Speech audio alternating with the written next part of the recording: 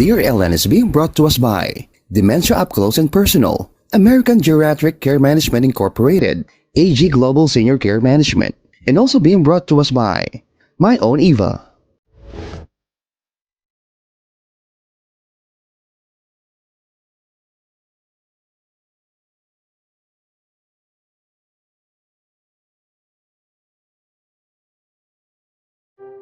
Hello po sa Facebook community. Marami po tayo. It's our first time. It's our first time to go Facebook Live kasi ang daming nagre-request. Hindi mga nakakahabol po sa mga workshops or free workshops and seminars natin. So, yun, sabihin namin sige, mag-Facebook Live nga tayo. Subukan nga natin para maabot natin yung kahit sino hindi nahihirapan. And hopefully this one would create more awareness sa dementia. So maraming salamat. Hopefully, dumami po kayo. Yung iba na maraming nagsasabi na gusto nilang marami silang malaman. And this is actually the first na ginawa namin na live na Facebook Live which launches ayan po sa taas, Dear Ellen, kasi po sa araw-araw na ginawa ng Diyos, I've been receiving a lot of questions. Ito, anong mga tanong nila. If I make a post on everything that they're asking me, naku po, abutin tayo siyam-siyam. Kaya nga po, halos wala kaming tigil sa pagpo-post ng mga videos, yung mga articles, para masagot namin lahat ang mga katanungan ninyo. So now for an hour, susubukan ko pong masagot lahat ng mga tanong. Kung may mga tanong kayo, sulat nyo lang po sa chat box. Pero meron po akong mga questions na naka-ready dito na gusto kong sagutin. Yung mga may nagpahabol pa kanina. So, eto po. Let's shoot this on the first question. Anyway, bago ko pakisabi lang po, sino-sino ang mga nandito? Merong taga Marikina, may Dumaguete, my my friend Pamela Grant Province is there. She's been, when I was still doing caregiving, she's been there, and now I became a professional coach and speaker on dementia. She's still here. I love you, Pam. Shout out to you, my friend. We have 74 people now. Okay, let's just what is dementia up close and personal? And what is Dear Ellen? We started Dementia Up Close and Personal, as you've seen through the years. We've been doing this to help families weather the challenges po ng dementia caregiving. I've been saying in all my videos that dementia caregiving is different from the regular caregiving. And I hope that this one, maramdaman nung mga iba na it's a professional kind of caregiving, but you can do it also sa mahal nyo sa buhay. But it's different. Kasi po, madaling magpaligo. Napag-aaralan yan sa mga certified nursing assistant courses. Sa mga, there are some courses that does that. Sa NC2. But what we're talking here is, how do you communicate? Kung alam mo man yung care, alam mo paano gawin, paano mo i-deliver? Marunong ka magpaligo, paano mo siya ko-convince that you have to take a shower? So I think that's also a topic I discussed. Hindi pa the video is not yet full, but it's a 5-minute thing. And speaking of that, we're starting to activate my YouTube channel. Hopefully that when you supported me here in Facebook, I hope that you supported us also in YouTube. Okay, so let's shoot now with the first question that was sent to me. This is from Pam. She said, "Hello, Ma'am. I'm working here in Hong Kong," sabi niya, "as a helper, and her job is to take care of British old man in his 70s, and she finished finance in BSBA, and she was saying that maybe I felt that nahihiya siya na caregiving yung ginagawa niya. And I would like to tell Pam, no ka Pam. In fact, yung mga nakagraduate ng college eh. Hindi naman nila kaya gawin yung ginagawa mo. So, again, going back to I would like to, she was saying that she wants more tip on how to do her job as a caregiver. Pam, sa araw-araw ng pag-aalaga ng isang mahal sa buhay, na may dementia, marami ang nakakaranas ng, pampubliko, ay yung mga tipong, ang tanong pala niya is, nagwawala sa harap. Minsan may mga tao na para akala niya, ang question niya is, paano ko gagawin? Paano ko siya kukontrolin? Paano ko ba sasabi? Minsan ang mga tao sabi niya, you did not feed me. Nagwawala sa public space. Nagwawala siya sa, hinihiya niya yung caregiver actually. So, yun ang sagot niya. So, meron akong punto dyan. So, also for the others, mga, paano kung nagwawala si nanay sa Jollibee? Sinasabi niya, walang niya kayo, ninakaw niyo pera ko. There's a way na hindi nyo pwedeng hiyain, hindi kayo makapagtalo, nang umiti na lang kay nanay gento. Meron kayo ngayon sinasabi na dementia card or something like maliit. Nagsasabi, pasensya na po, my mom or ang alaga ko po ay may dementia. Simple lang yun. Maybe you could flash, you could see, show to people, para sa ganun, naiintindihan nila. Kasi kung makikipagtalo kayo, magsasabi kayo na, ano yan hindi totoo yan, ganyan. Pero kung meron kayo ng card, na siya may dementia, maiintindihan nila yon. So, huwag niyong i-stress ang sarili niyo makipagtao, nahihiya kayo, na hinihiya kayo. Kasi si Pam, hinihiya siya sa maraming tao. So, ang nangyayari, parang feeling niya ang baba ng tingin sa sarili niya. Huwag kayong mapaapektuhan. Hindi na yun yung pagkatao. That's not his humanity. It's the brain already that's messed up. That's not functioning well. That's the reason why ganyan siya. So how do you protect yourself or how do you stop those stairs? Pero kayo nakalagay, may dementia siya. So like, I don't know how you would do it, but we could give you like meron siyang sign that meron siyang dementia. Pero huwag nyo namang nakaganyan hinihiya nyo naman, pasimple na lang kayo and then show it. Or kung merong friend or kamag-anak, she's diagnosed with dementia. But do not just label everybody. Kung nga galit naman talaga, don't just label everybody na may dementia. Baka wala namang dementia. Galit lang kasi hindi nyo naiintindihan yung sinasabi niya. So, Pam, from Hong Kong, again from Hong Kong, Pam, you have to be proud. Hindi porke hinihiya ka o ginagawa sa'yo yan. Hindi totoo yan. Don't take it against yourself. What you're doing is actually a good calling. And subaybayan mo lang ang dementia, how do you call this, ang Ellen Sampson dementia speaker page. Marami kang mapupulot doon. And eventually, yung mga nagtatanong po dyan na na magkakaroon ng training, hindi po kasi ako nagtitrain before pa isa-isa lang. But right now, with the very big demand, we're actually formulating that now. But for now po, hindi po kami niningil. Ito yung mga snippets of information that we would like to give to you. Alay po namin yan sa komunidad at sa mga tao. Eventually po siguro hihingi ako ng tulong sa inyo kapag yung kailangan po natin para maging sustainable naman ito. So, tulad niyan, gusto kong pumunta ng Pilipinas. Hello mga sponsors. Mga sponsors, naghahanap po kami ng sponsors and co-collaborators to do that. And I would be needing your help, kaya continue po na subaybayan yung page. Salamat po. Question from Dolly. Okay, Dolly. Yung mental health checkup, again related sa question ni Pam, mahirap maging caregiver. Lalo na kung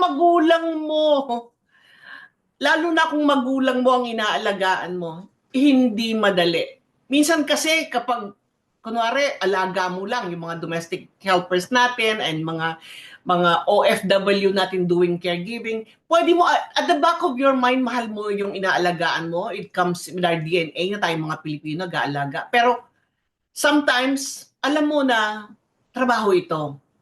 Pero kung magulang mo na, parang ako, pag kliyente ko, pasyente, ang pinuntahan ko sa ospital, lakas ng loob ko. Alam nyo, ganyan magduga. Nagpapayo ako. Pero nung nanay ko na, you know, kamuntik na ako unang himatayin. Because that's my mom. You know, that's my mom and iba pa rin. Kaya yung mga doktor, ano sila? Ay, yung mga doktor, hindi nila magawa yung sarili nilang magulang. So, eto yung mga dapat na reminders na care tips para sa mga caregivers. Minsan, sinasabi nila, merong question dyan, totoo ba talaga yung sinasabi nilang caregiving will age you? Matanda ka kaagad. Bakit may mga iba, nauuna pa yung caregiver, lalo na sa mag-asawa? Kung sino yung nag-aalaga, nauuna pa. You know? Ito yung, mga, let's be real, no? Caregiving is no joke. Hindi lang dahil sa alaga, hindi lang dahil sa tayo yung tayo yung nurse, tayo yung therapist, tayo yung shock absorbers, nababato pa tayo, di ba? Tapos, minsan nakikita nila kung nag-caregiving, ay, ang tanda. Ang tanda mo na. Yung iba, wala man lang patumangga or preno-preno. Ang tanda mo na o walang pakundangang sabihin na ganyan. So, sa totoo lang, hindi ka nag-iisa. There is a study from the Ohio State University, on aging na yan Ohio yan, bigatin yan ha. Hindi chismis po ito, hindi fake news. Caregiving can age you for up to 4 to 8 years. 4 to 8 years yan. Hindi pa, hindi lang yung itsura mo ang makikita, ultimo yung katawan mo, bibigay. So, paano to napapatunayan? Kasi there's what you call na tama ba yung telomeres, no? Ano ba yon? Ano ba yung telomeres? So, ito yun, no? Parang sinasabi natin, parang kunwari sapatos. Yung sapatos, paano yun? Isipin mo na lang yung plastic tip ng dulo ng sintas ng sapatos mo. Pag napudpud yun, ayun, wasak ang sintas. Ganon din yung DNA mo na naaapektuhan ng stress. Unti-unti yan. Stress sa caregiving, pinupudpud mo yung telomeres mo. Kaya mabilis ang kang napapagod at madalas kang magkasakit at parang laging kulang yung tulog mo. At yun nga, ilang oras ka ng kahit na 10 oras ka nang humihilata minsan, actually yung stress nandun pa rin yun eh. Yung telomeres mo ang naapektuhan sa DNA mo. So, hindi lang yung physical ha, may bonus pa yung emotional exhaustion, yung anxiety, at minsan yung mild breakdown ba na nandun ka lang sa CR, nakaupo ka sa trono tapos umiiyak ka habang naglalaba or alam mo yon, parang feeling mo anong nangyari sa buhay ko. Meron nga akong lalabas na yung letter I will not send. Abangan nyo yon. Hindi sa pagsisisi sa mga magulang natin. Kasi nabuhay sila ng maayos. O ayan, meron akong kaibigan ganyan. Yung tatay niya, ni Yossi lahat, inilaklak lahat ang alak. Ginawa lahat ng party. Ayun, sinisingil na siya ngayon. Dahil hindi niya inalagaan ang sarili niya, sino ang dudusa? Yung mga anak niya. Meron na siyang lung cancer, meron siyang ganun. Kaya, yung letter I will not send, sulat yon ng isang anak sa isang magulang na hindi nag-alaga sa sarili niya. Kaya yung mga bata ngayon dyan, hindi natin sila masisisi, hindi nila alam. But with this awareness about dementia, malalaman na natin. So, kung ano yung pinaramdam sa atin ng mga magulang natin na hindi nila sinasadyang, hindi nila alam na ganito mangyayari, huwag niyo iparana sa mga anak niyo. Alagaan niyo yung mga sarili niyo. Kasi talaga lang napakahirap mag-alaga ng isang taong may sakit, lalong-lalo na kung mahal mo sa buhay. Tsaka yung hindi pagtulog, yan. In fact, doon sa ginawa dito na, huwag naman kayo mag-panic, hindi naman yung end of the world na. Ang ibig sabihin nito, kailangan nyo ng suporta. And more importantly, yung suporta, you deserve it. You deserve it dahil gumagawa kayo ng lahat ng bagay. Okay? So, ito yung mga tips. Pagganap kayong katropa, kakwentuhan. Okay? Tapos, dito rin, yung kapwa mo caregiver na gets nila yung pinagdadaanan mo, yun. Tapos, hindi ka superhero at hindi ka rin si Darna. You know? Dapat, kahit si Darna may ding, may backup, di ba? So, kinakailangan yung kapag sumisigaw ka na yung tuhod mo at minamartili na yung likod mo sa hirap, magpahinga ka naman. Hindi ka naman tatanggalin sa pagiging mabuting anak kung matutulog ka, di ba? Tsaka lagyan mo ng boundaries. Kung hindi mo na kaya, huwag na. Minsan sabihin mo na lang na, yes, to stop because you're going to rest. It is very important that you rest. Kasi paano ka magmamahal? Paano ka mag-aalaga kung sarili mo hindi mo kayang sinusuportahan? Sabi nga nila, always, taking care of them is taking care of me too. Bilang caregiver, alagaan mo muna yung sarili mo. Sa mga caregivers, hindi kayo nag-iisa, kaya nyo to. Marunong lang kayong mahalin din ang sarili ninyo. Okay? May mga sabi niya, paano po yung gagawin namin? Kasi ipapatest namin si nanay. Ayaw niyang pag-usapan. Alam mo, nagkakakwentuhan ko siya sa Facebook. Let's call her Patsy. Sabi niya, hindi ayaw po niya eh. So, sabi ko, gawa mo ng paraan. Medyo anuhin mo. Alam mo, ginawa niya? Nagpunta siya, sabi niya, Ma, let's go to the doctor. Ipa-check natin yung vitamins mo. Hindi niya sinabi na ipapacheck yung kanyang demensya. Hindi niya sinabi, kasi sino kaya ang nanay or matanda na magsasabi na, Nay, punta tayong doktor, baka may demensya ka na. Katakot yun, ha? So what you could do is, maybe tama yung ginawa ni Patsy, sabi niya, Nay, ipacheck natin yung vitamins mo. Baka kulang na at kailangan mo na. So, pumayag. Pero anong ginawa naming dalawa? Binigyan ko siya ng list ng mga tatanungin sa doktor at isulat niya lahat ang nangyayari sa bahay. Tapos, kasi yung iba, ang ginagawa nila, pag nakaharap yung nanay, sinasabi, kasi ganyan po siya, nilagay niya yung tansya sa refrigerator. Kamuntik niya ng sunugin ng bahay namin, itong ginagawa niya. Hinihiya niyo si mama. Don't do that. So, ang ginawa ni Patsy, sinulat niya lahat ng nangyayari, paulit-ulit, nawawala, ganyan. Inilagay niya sa isang maliit na papel at bago sila pumunta doon, inabot niya doon sa receptionist, pakibigay sa doktor. Ngayon, sana po, huwag niyo nang banggitin sa kay nanay, ganito, pero ito po ang nangyayari sa bahay. See? So, hindi na, kumbaga, tinanong-tanong na lang siya, pero naba-validate na. Tapos after that, binigyan siya ng mini-mental state exam, binigyan siya ng ganito, binigyan siya ng ganon. And due to that, na-validate yung sinasabi ng anak.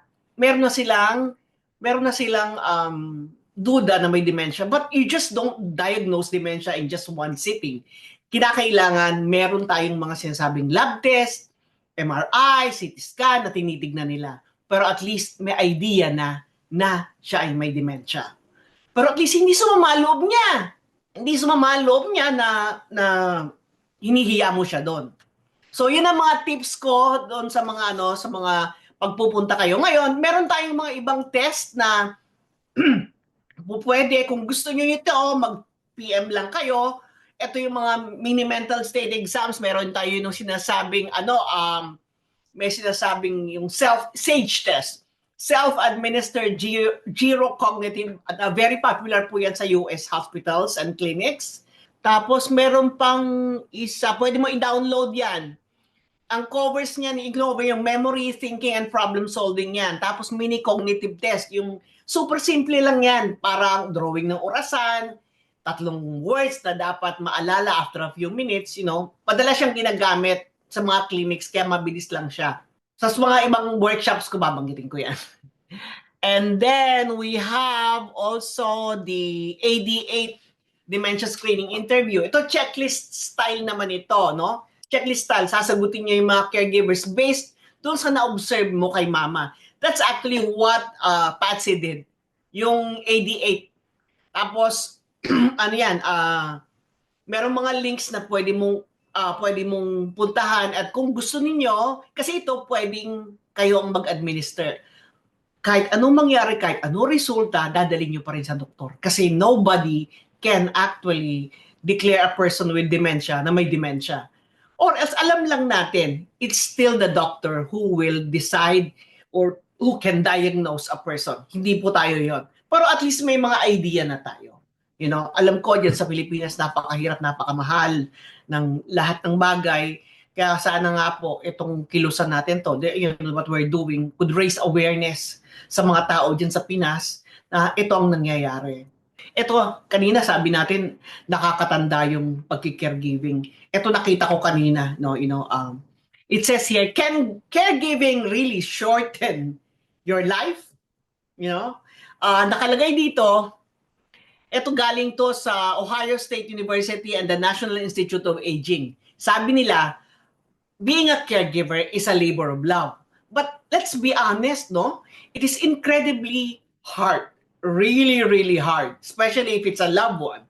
So, you give your time, your energy, your sleep, your emotions, Sometimes, even your health. Sabi nga nila is, you may have heard, na people saying that yung long-term caregiver can actually shorten a person's lifespan. Totoo ba yun? Masakit is yes. Talagang nakaka-shorten niya ng lifespan kung hindi mo aasikasuhin yung sarili mo. Kasi they found out that by studying this, something called, again, telomeres, naputol yung yun yung sa DNA nyo. Kaya mag-ingat. Make sure that you get enough sleep. From Evelyn. Evelyn, sabi niya, mas maganda po kung magpa-consult sa neurologist. Pwede rin po ang geriatrician. Yes po, doktor matatanda at psychiatrist. Sila po ang makapagbibigay ng cognitive test. At ang brain scan, okay. Yan. Sa neurologist actually, sila muna yon. Kasi sila yung nagtitest. Meron yung neuropsychologist. Yung neuropsychologist, hindi gumagamit yan ng mga, ang ginagamit test, questions, gano'n naman yon. So, gusto ko nga, my staff listening, para makatulong tayo, we get a database, GEL, for American, for AG Global, can you please get a database of all, neurologists, sa Philippines, so that we have a database, and then after malay mo, sa kakakulit natin, magbigay sila ng mga pro bono at sa mga well-deserving na mga kapuspalad nating kaibigan, or makakuha tayong sponsor, or kulitin nyo ang yung mga congressman na baka tulong sila but maybe may mag-donate na one day gawin ng isang mag-pro bono sila, gawin nila yon. Alam ko may mga puso tong ating mga doktor, makakatulong sila sa atin. Ma'am, may epilepsy ang aking father. After niya mag-seizure, nakalimutan niya na po lahat. Kasi yung epilepsy, yun yung mga neurons sa brains. So may naapektuhan talaga. Kapag epileptic kang isang tao, yun yung, ang tao mo doon, hindi naman ugat.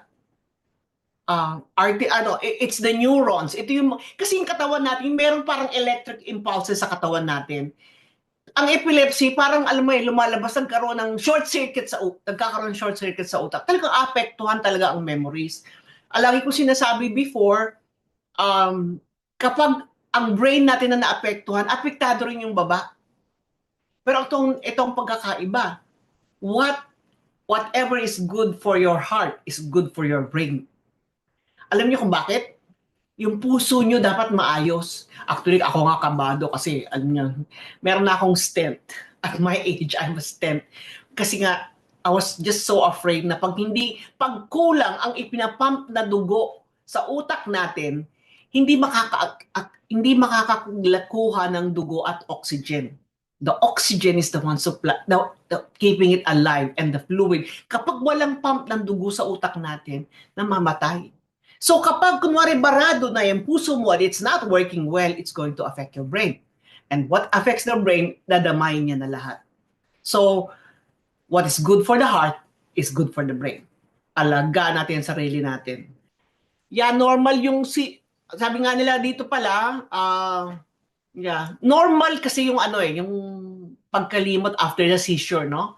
Ang tawag dito yung term na yun, naalala ko na, postical confusion. Yan po yung nagre-reboot ng utak. Kadalasan, pansamantala lang yung memory loss, pero minsan, bigyan mo ng oras si Papa para makapagpahinga. Batayan mo kung gaano katagal yung bago bumalik yung normal. Maganda na isulat mo yung mga seizure episodes niya para matulungan mo yung doktor niya. Ibigay mo yan sa doktor mo. You know? Ito pa, dagdag ko pa, no? Kapag lumala o tumagal yung memory problems, kailangan ng follow-up sa neurologist. Importante na, hindi naman ibig sabihin right away na nagkaka-dementia siya, di ba? Pero kailangan ng tamang gabay at saka malasakit at the same time, it should be a doctor who's going to do that. Okay? Ito, from Tony Mercado. Ma'am, ask ko lang po, caregiver po ako, pero halos ang pasyente ko is 98, di na po natutulog at puro hallucination. Ano ang dapat gawin? Nako. Yeah. Nung nagki-caregiver ako, ganyan din eh. Tony, normal yung 90-year-old patients na madalas, hallucinations, lalo na pag may dementia o kaya may infection, unang-una, dapat siya napacheck up sa doktor. Meron check up ba yan? Baka naman kasi baka may UTI, baka dehydrated, alam mo yun. Pag ganyan, yung mga seniors, kapag may UTI, ning-ning talaga yan. Ning-ning. Pag binigyan mo ng antibiotics para gumaling sa UTI, mas lang nang ning-ning. Dagdagan pa ulit. Dagdagan mo, kunwari, pagaling na, lalo pa rin yun. The only time na mawawala ang pagiging confused nila at pagiging magagalitin is during magaling na sila. But sometimes it doesn't necessarily mean dementia right away. But, kung may dementia na, wala tayong magagawa. Okay, so the hydration, tapos kailangan ng i-adjust ang mga gamot, tapos wag mo silang kokontrahin, maging makinig lang. Tapos i-comfort mo lang, maging kalmado ka. Tapos minsan kasi ugali nating mga caregiver. Yun. Kaya patutulogin mo maghapon. Siyempre nga naman, madali yun kasi imagine mo marami kang nagagawa, di ba? You've been doing a lot of things. So nagagawa mo, tulog naman siya. Ang problema, gising sa gabi. Suggestion, huwag mong patulogin sa hapon. Pagurin mo, baka maglakad kayo, panoorin mo ng TV, libangin mo siya sa araw so that hindi matutulog. Pangalawa, huwag mong bigyan ng kape. Huwag mong bigyan ng sugary foods. Baka naman, kasi pinakain pa ng ice cream, hindi talaga matutulog yan.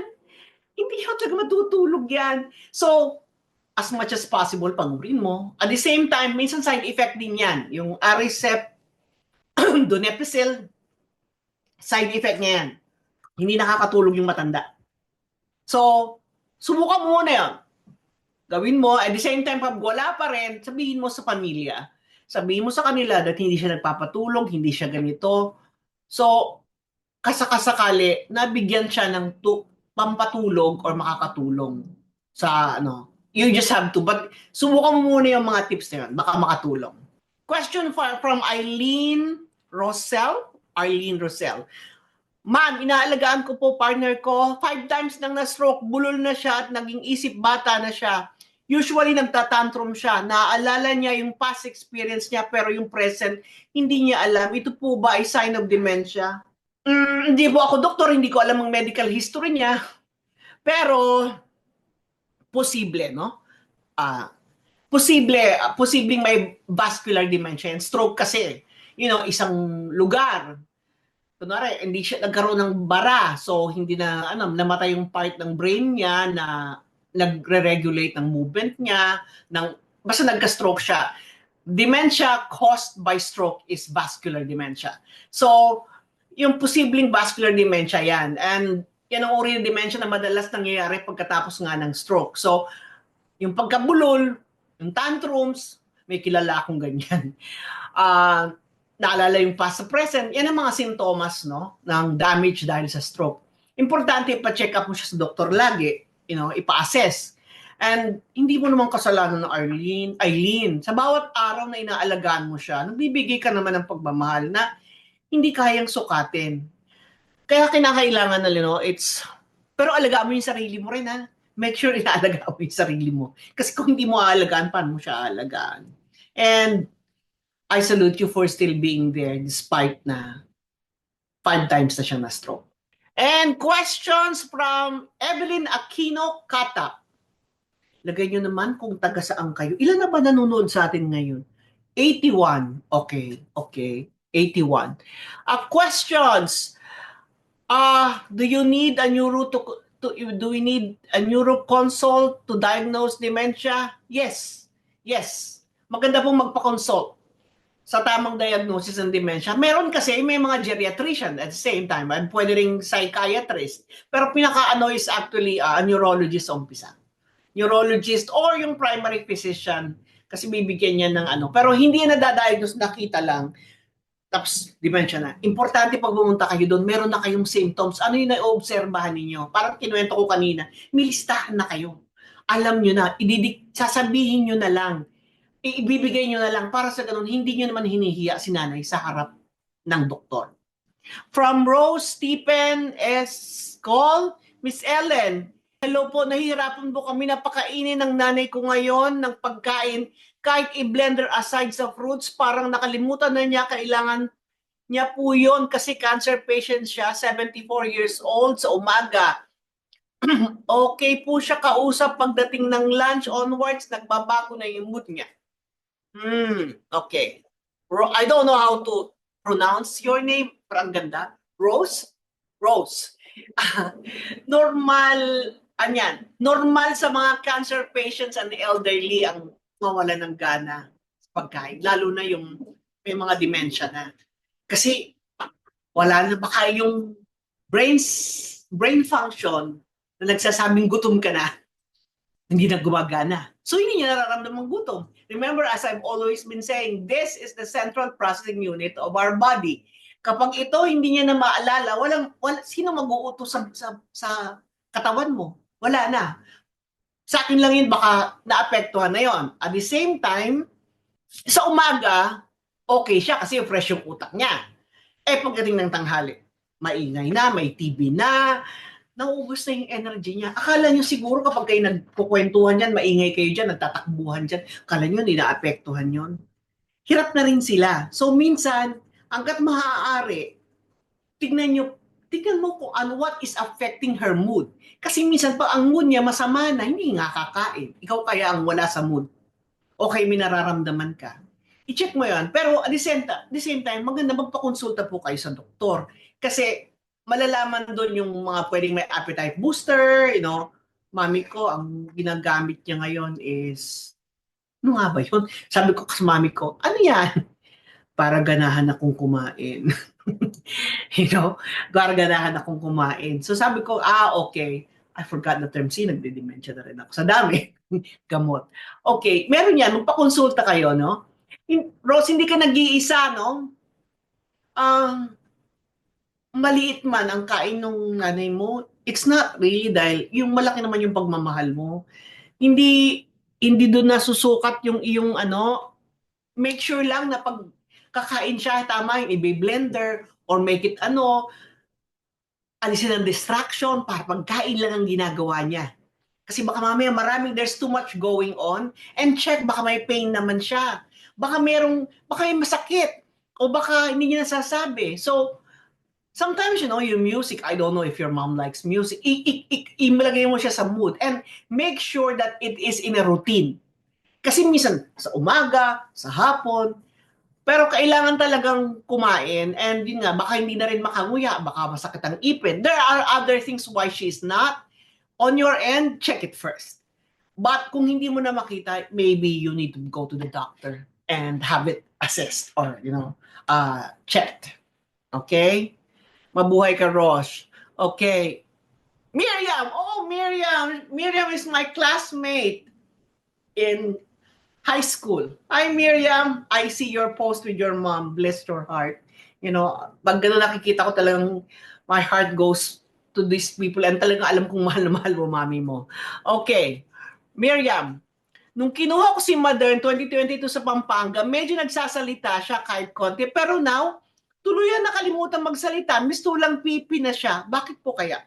Ito yung mga sinasabi ko that, a lot of people with dementia on their later stages, they stop talking. One possible reason is, again, yung part siguro ng brain nila na nagsasabing magsalita ka o mag-process ng language, wala na. Baka hindi na gumagana. Pangalawa is gumib up na sa buhay. Uulitin ko uli yung reality orientation. Yung reality orientation sinasabi natin. Hindi ko sinasabing ginagawa mo to, Miriam, kumanggalit ka sa akin. Yung iba. Kasi, everyday, laging kinukontra si nanay. Laging sinasabi, hindi nga yan. Mali nga yan. Hindi tama yan. Or, anun man yan, parang, you always kinukontra mo, pinipinpoint mo yung mali nila, tapos nakasigaw ka lagi, tapos sinasabi mo, hindi. Yung, again, yung sinasabi mo, yung the wall is red. You know, sabi niya, kulay puli. Sabi mo, hindi, puti. Hindi ka ba hindi mo ba nakikita? Kulay puti yan. Pipilitan mo yung tingin mo. But mom is seeing differently because the brain is not processing already. Iba na yung nakikita ng mata niya dahil may diferensya na dito, iba na ang tingin niya. Ikaw, pinagsasaksakan mo na, ito yan. Sinasabi mo yung tingin mong normal. So, nangyayari sa umpisa, magagalit sa'yo. Eventually, sasabihin niya, ay nako, hindi na ako magsasalita. O sa umpisa, magagalit. Sumunod, aalis. Hindi ka nakakausapin. Sa susunod, hindi na magsasalita. Kasi isipin nila, ba't naman ako magsasalita pa? Araw-araw naman nila ako kinokontra, araw-araw nila sinasabing mali yung sinasabi ko, tatahimik na lang ako. Kaya yan yung mga causes na kung ano ang sinasabi nila, umuo ka na lang. Just, as I always say, they can do anything they like as long as not going to kill them. Pag sinabi niyang, ito na yun, yan ganyan, umuo ka na lang. Kasi mamamatay ka ba kapag umuo ka? Or kung hindi mo naman kaya, i-redirect mo. Pag ibahin mo yung topic, dahan-dahan mong alisin yung topic. Okay? From JJ, Al, ano po ba ang pwedeng sabihin kapag nagsabi ng may taong may dementia, ano daw po ang nangyari sa kanya? Para po siyang nalilito at naluguluhan. Hindi naman po niya masabi na may dementia siya. Napakahirap na tanong yan kapag sa mukha mo na tinatanong, di ba? Kapag nagtanong po siya na, anong nangyayari sa akin? Ang pinakamakasagot dyan, medyo nalilito ka lang. Nalilito ka lang ngayon kasi, pero andito naman ako, tutulungan kita. Minsan, naguguluhan ng isip natin, pero andito lang ako. Okay lang yan. Kasama mo ako eh. Magpahinga ka muna. Ganon. Pwede mo sabihin na, bakit? Ano ba nararamdaman mo? Minsan sasabihin mo, kasi ikaw nga naman, yung maalala kung nasaan ka or you feel confused. Tell them to get it out so you know how to address it. Like, bakit ba? Minsan kasi sinasabi nila na naguguluhan sila, pero sa totoo lang, ibig niya sabihin, masakit ang likod ko o nagugutom ako. Kasi nga, yung processing ng language, affected na. Hindi kailangan ng parang may diretsong sabihin mo, kasi baka may dementia ka na. Diba? Hindi. Pwede tayo magpa-check up siguro tayo. Baka kinakailangan mo ng vitamins. Pero huwag mong sasabihin na may dementia. Kayo kaya ang lumagay sa kalagayan ng isang matanda sabihin, may dementia ka na. It is the most dreaded disease. Again, lagi akong nababash doon sinasabi ko about cancer and dementia. Hindi ko po sinabing mamili. Kinukumpara ko lang. Parehas na matindi yan. Kaya lang yung comparison, kaya sa iniisip ko, bakit kaya hindi nila maintindihan? Sino ba gusto mo? It's just like the devil in the deep blue sea, di ba? So, again, going back to dun sa okay lang yun, iparamdam mo na nandyan ka lang. No? From Therese Terrados Morelos. Ma'am Ellen, ask ko po kung bakit ang mother ko palit ng damit, hindi mapakali. I think sinagot ko yata ito, Therese, pero natin na parang kanina sinend mo sa akin sa PM to eh. Normal po yan sa dementia, yung paulit-paulit ng damit kasi nalilito siya kung anong oras or anong okasyon, hindi niya maalala kung naligo na ba siya or Hindi pa. Tapos, feeling uncomfortable siya, yung sinuot niya, hindi niya type. Alam mo yung makati, you know? Parang may kulang, no? So, maganda mong gawin ganito. Ayos na po yan, ang suot niyo, ama. Ang ganda, ah. Ganon. Tapos, handa mo yung paboritong damit niya. Ang problema kasi minsan, sa ating mga caregivers, ma, anong gusto mong isuot ngayon? Ibubukas mo yung buong closet. Ang dami niyang choices. So ngayon, nakakalito yun. Ma, ito ang favorite mo. O ito? O ito? Dalawa lang. Kasi pag masyadong marami, nakakalito. At the same time, depende rin, you have to know anong reaction niya. Yun ba, since hindi niya maalala, yun at yun na sinusuot niya nang bumabalik. So yun na lang ipakita mo. Huwag mo ipakita yung iba. Kung unti-unti, kung hindi niya man maalala or baka you'll get away with it, bawasan mo na yung damit sa closet. Kasi nakakalito yon. At huwag mo ganun pinapakita yung maraming-marami. Kasi nakakalito na. Sa isang taong merong dementia at may problema, nakakalito. Bawasan mo yung choices. Tapos huwag mo ipakita lahat. Tapos, gumamit ka ng distraction. Merienda tayo. Maraming iba. Ikwentuhan mo ng ibang bagay. I-distract mo from doing that. But, ihanda mo na yung loob mo dyan kasi it's actually a sign. Kasi hindi nila alam. Pero tignan mo, be very, very observant. Alin yung favorite niya na isuot. Para sa ganon, hindi siya palit ng palit. O kaya, kumuha ka na ng tatlo, para yun na lang tatlo palit-palit, di ba? Si best friend nag-question. O di ba? Si best friend nag-question. Roy Allen. Hi, Alan. Thank you for being here.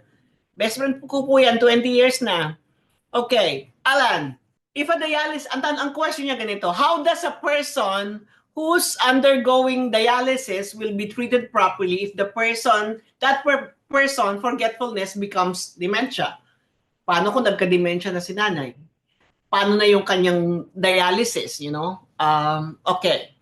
So, if the dialysis patient start showing signs of dementia, yung forgetfulness, yung confusion, yung care needs nila should be adjusted properly. Yung simple instructions during dialysis, yung short, clear steps lang. Tapos, meron dapat talaga si nanay na kasama si mommy na kasamang companion or a caregiver during the treatments. Kasi para ma-guide siya to understand and then mag-stay calm na. Kasi syempre nga naman kung nagkaka-dementia na siya, biglang sinabi mo yung parang sa kanya that's too much. That's too much. So make sure lang na meron siyang kasama, and then you have to coordinate, you have to tell the dialysis team na ito na yung nangyayari, and you let them know about the dementia diagnosis kung may diagnosis na, so they can, adjust yung communication pattern tsaka yung monitoring. And then, watch out for the signs of dehydration. Kasi, tsaka yung electrolyte imbalance ba? So, this can make the confusion actually even more. So, huwag mo na awayan, Alan. Maging patient, magkaroon ng steady routine. Para sa ganun, yung feeling niya safe siya. And remember, calm environment. Kung ano sinasabi, oo na lang. Oo na. Kasi nga, alam natin, ang parents natin will not stay that long. Kung right now, hindi naman natin, oo na lang. And then sometimes, just a hug. Kapag nagagalit, nagyayak-yak-yak, ganyan. I love you. Diba? I love you. Sasabihin mo lang na, dito lang ako. Yes, ma. Yes, ma. Yun na lang. Kasi eventually, you will miss that nagging when she's gone. And let's just make it very comfortable for her. Okay? Thank you, Roy, for the question. From Melanie Mayrina Soto. Melanie Mayrina Soto. 62 na ang asawa ko. Nag-start last year. High blood, kidney, almost 13 kinds of medicine binigay ko, but we changed to a neurologist. Ang hirap po dito maghanap. Naging 4 kinds na lang po. Ano kaya? Hindi ko medyo yon. Okay, Ano yun, 4 kinds or four kinds? So ibig sabihin yung gamot niya 4 kinds na lang. Okay, 4 kinds na lang. Okay. Melania, minsan minsan kapag nag-change ng doctor, lalo na yung sa neurologist, i-review nila ulit yung mga gamot para sa para siguradong hindi nag-overlap yung mga epekto ng medications. Ganyan talaga pag nagpapalit ka ng doktor. And then, kasi nga nag-update din niya, nagpapabagong blood test, kanya ina-adjust ng doktor whatever, depende sa progression ng disease.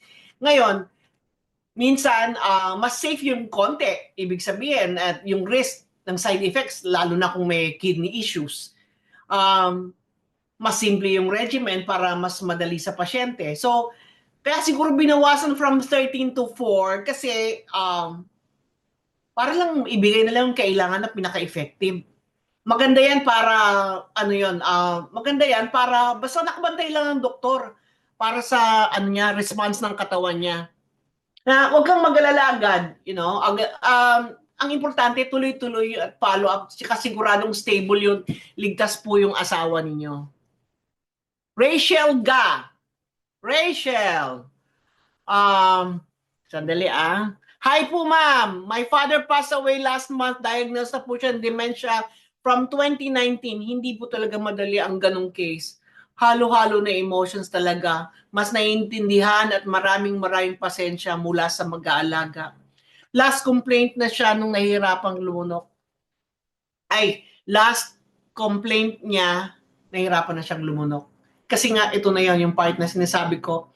On the last stage of dementia, the brain is already so messed up that it forgets how to tell the lungs how to breathe. Kasi hindi lang memory ang apektado, the bodily functions. So, it forgets to tell the lungs to breathe, how to, nguyain mo. Kaya minsan nagpapakit na ng food.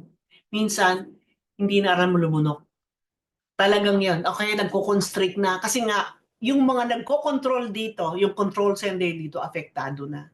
And, Rachel, dakila ka. You have been big help to your father and I salute you.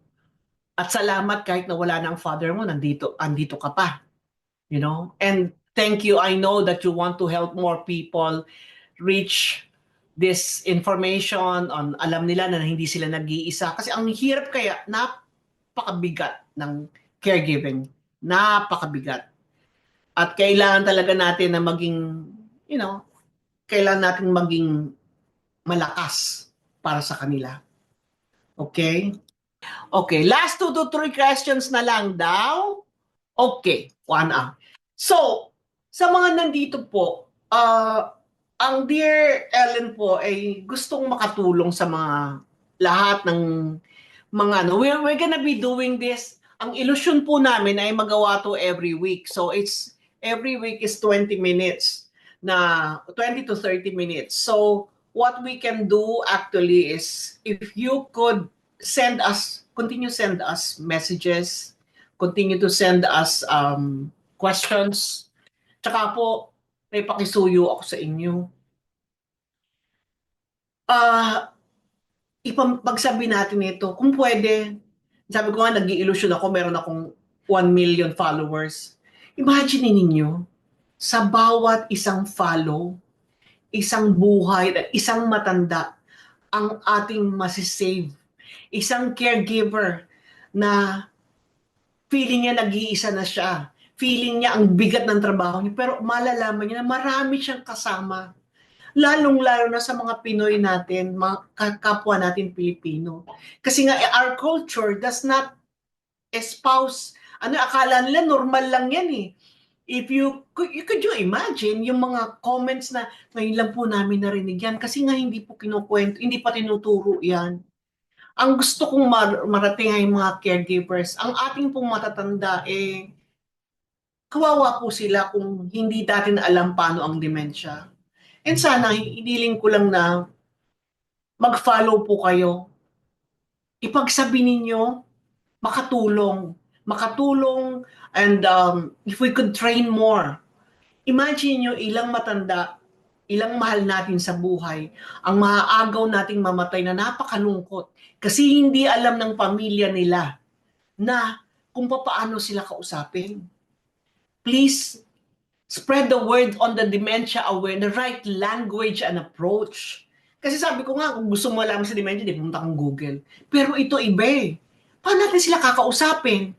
Wag mong sisitahin diretso. Yan tulad ng pagpunta sa doktor lang, kung ano-ano sinasabi mo sa doktor, sama-sama loob nila. And look at every situation from their perspective. So, hiling ko lang po, ngayon meron tayong 46,000 followers. Kulang po yun eh. Hindi nga ako makakuha ng sponsor. Sa totoo lang. To be honest with you po, kailangan ko ng metrics. Kasi kung sakasakali, mas makagawa with the metrics, meron pang mga resources to reach more people. Right now, what's happening? It's coming from American Care Professional, American AG Global, American Geriatric, yun po ang gumagastos. That's it. They're the ones doing that. And my own IBA's doing that. These are all companies trying to help. Amin po yan. Ngayon ang kailangan ko, tulong. Tulong galing sa inyo. Hindi po tayo nagpapabayad. Hindi po, kailangan lang po nating tawagin ang mga taong makakatulong. Ang ilusyon ko pa nga ay makakuha ako ng network ng doktor na hindi kayo sisingilin para lang ma-diagnose. Yung mga resource maging libre at mag-ingay tayong lahat. Masabi natin sa gobyerno ng Pilipinas, we need help. We need help. And I need your help. I really need your help po.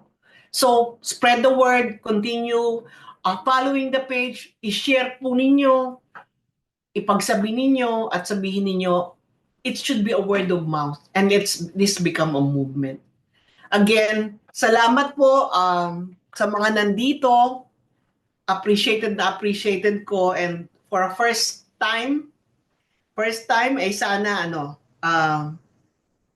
makatulong tayong lahat. Feel free to contact us again. Maraming salamat for those. Hintayin niyo po kami, i-announce namin yung susunod na Dear Ellen, pero yun po, hindi na po siya magiging live. It's more of every week. Para siyang maalaala mo kaya. Pero at this time, hindi alaalaan natin. We will talk about dementia. And that would be the Dear Ellen. Maraming salamat po. God bless you all. God bless all caregivers and seniors and their families. Salamat po. This is Ellen Samson. Sa lahat po ng ating subscribers at followers, gusto ko pong ipakilala sa inyo ang aking baby, say hello to everyone. This is Boba, ang akin pong baby kasi wala po akong apo. Hello, everybody na magpapadala ng likes at magpa-follow, ihahalik ko kayo kay Boba.